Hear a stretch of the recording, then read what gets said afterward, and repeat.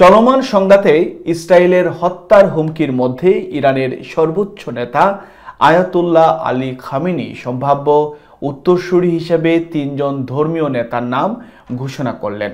Ayatollah আল Khamenei তার জীবন ও ইসলামী প্রজাতন্ত্রের নেতৃত্ব কাঠামো উভয়কেই রক্ষা করার জন্য এই পদক্ষেপ নিয়েছেন।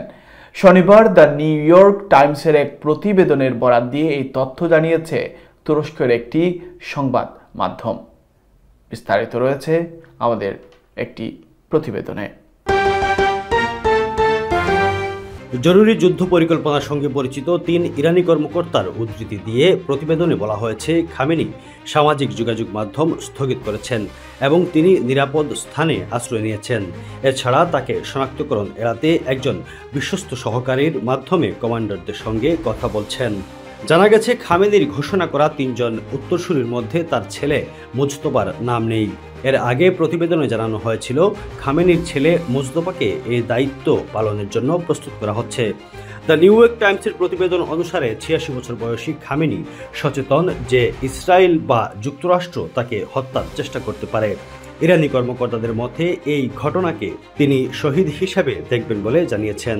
এই হুমকির পরিপ্রেক্ষিতে খামেনি ইরানের পরবর্তী সর্বোচ্চ নেতা নির্বাচনের দায়িত্বপ্রাপ্ত ধর্মীয় সংস্থা বিশেষজ্ঞ পরিষদকে দ্রুত পদক্ষেপ নেওয়া এবং তার ব্যক্তিগতভাবে পেশ করা ৩টি নাম থেকে একজন উত্তরসূরি নির্বাচন করার নির্দেশ দেওয়ার পদক্ষেপ নিয়েছেন।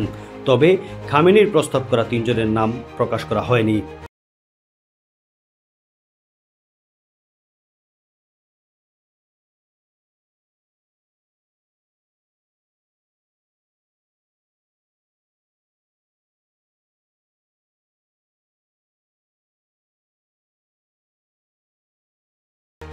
স্বাভাবিক পরিস্থিতিতে ইরানে একজন নতুন সর্বোচ্চ নেতা নিয়োগের প্রক্রিয়াটি কয়েক মাস সময় নিতে পারে, কারণ বিষয়টি নিয়ে আলোচনা করা হয় এবং এতে একাধিক প্রার্থী থাকতে পারেন।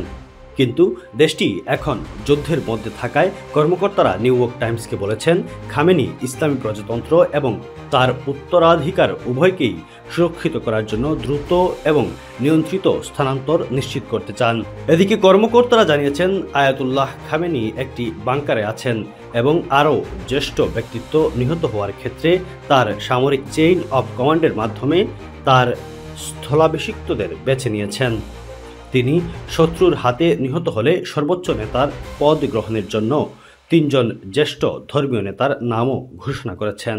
Desk news, UK Bangla live.